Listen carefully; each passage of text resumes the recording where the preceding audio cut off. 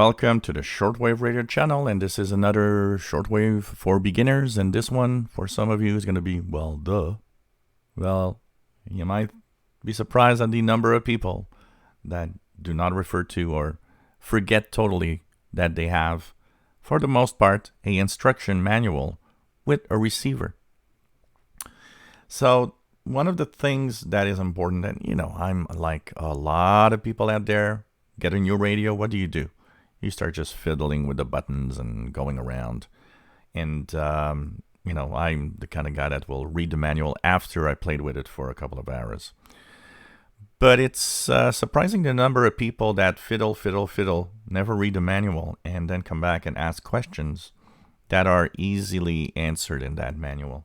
So it's very important to take a peek at the manual.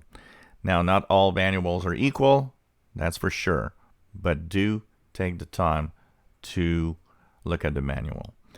There are some Chinese radios, there are some radios that do have bad manuals or no manuals at all, or just Chinese language manuals. What do? Where do you find it? Well, your best bet is the internet. So you'll go to Google, and for example, you could type XH Data D808 instruction manual and look at the page, the results. And here you have XH Data D808 operations manual from the Shortwave Listening Post. There's one here, manual in a PDF download format that you can look at. So this is a way that you can actually get some of these manuals to learn how to use a receiver if you didn't have manuals with it. There's almost every instruction manual out there on the internet if you look at it. So just by typing, the model of your receiver, the brand, and the words instruction manual in Google, very often you'll have one.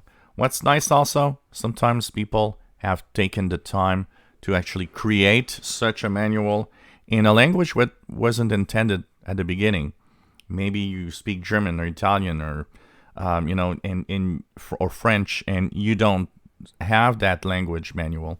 Well, sometimes some people actually have created that version. You can, of course, if you do use online manuals, try to have Google translate the manual, stuff like that. It's far from being a perfect solution, but it's a way of maybe understanding a receiver.